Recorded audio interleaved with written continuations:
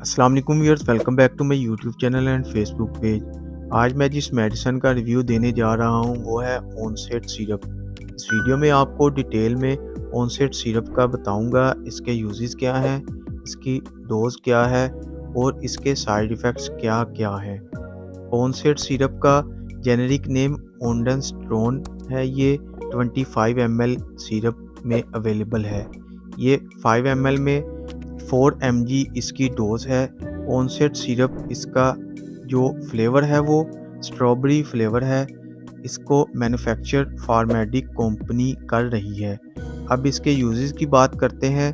ये बच्चों में उल्टी के लिए इस्तेमाल किया जाता है।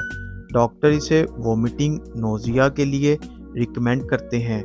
अगर बच्चों को उल्टी है और सवेर उल्टी है, रुक नहीं रही, मुख्तलिफ़ किस्म की मेडिसिन आप डूमेल या